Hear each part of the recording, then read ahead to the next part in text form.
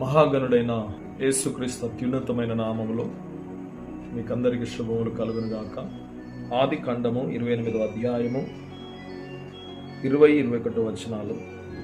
అప్పుడు యాకోబు, నేను తిరిగి నా తండ్రి ఇంటికి క్షేమముగా వచ్చునట్లు దేవుడు నాకు తోడయుండి నేను వెళ్ళుచున్న ఈ మార్గములో నన్ను కాపాడి తినుటకు ఆహారమును ధరించుకున్నటకు వస్త్రములను నాకు దయచేసిన ఎడల యెహోవా నాకు దేవుడయ్యుండును అని దేవుని సన్నిధిలో మాట్లాడుతూ ఉన్నాడు.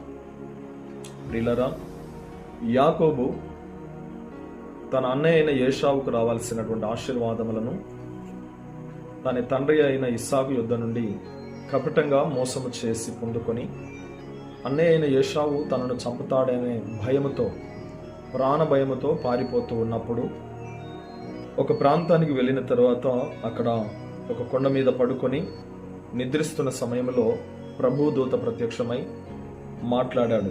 ఇదిగో, ఈ స్థలము పరిశుద్ధమైనది, ఇది పరలోకపు గమని అని యాకోబు గ్రహించిన వాడై ఆ స్థలములో ఒక బండను నిలిపి ఆ బండని ప్రతిష్ఠించి అక్కడ దేవుని సన్నిధిలో ప్రార్థన చేస్తూ అంటున్నాడు, ఇదిగో, నేను వెళ్ళు చోట్ల ప్రతి స్థలములో నీవు నాకు తోడుగా ఉండి నేను చేస్తున్న ప్రతి పనిని ఆశీర్వదించిన ఎడల ధరించుకున్నటకు వస్త్రాలను తినుటకు ఆహారాన్ని నువ్వు దయచేసిన ఎడల నీవు నాకు దేవుడవై ఉంటావు అని అంటున్నాడు.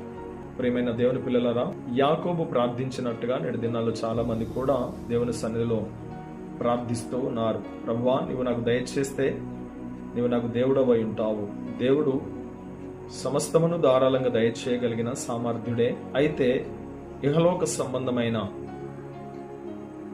కొంచెము మట్టుకే ప్రయోజనకరమైన వాటి మీద మనుషుడు మనసు పెడుతున్నాడు. కానీ ఈ లోకము తాత్కాలికమైనది, కొంత మట్టుకే ప్రయోజనకరమైనవి అవసరమై ఉన్నాయి. కానీ శాశ్వతమైనవి మాత్రము దేవుని దగ్గర అడగవలసిన వాడై ఉన్నాడు.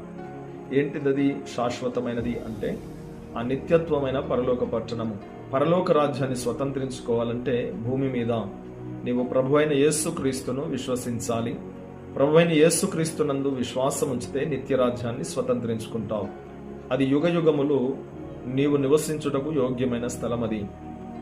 ప్రియులరా, నేడు దినాల్లో చాలా మంది అశాశ్వతమైన వాటి మీద, అబద్ధమైన వాటి మీద ఆధారపడి అబద్ధములతోనూ పాపములతోనూ మోసముతోనూ ఎదుటి వారిని వంచన చేస్తూ సంపాదించడమే ధ్యేయంగా మనుషులు సంపాదన మీద ఆధారపడుతూ ఉన్నారు. కనుక సంపాదన మీద ఆధారపడటం వలన అది నీకు క్షేమాన్ని కలగచేయదు. కానీ నిత్యరాజ్యమైన పరలోక పట్టణం కొరకు ప్రయాసపడు. ప్రభు అయిన యేసుక్రీస్తునందు మాత్రమే ఉంది. ఆయనను విశ్వసిస్తే ఆయన నీకు అనుగ్రహిస్తాడు. గనుక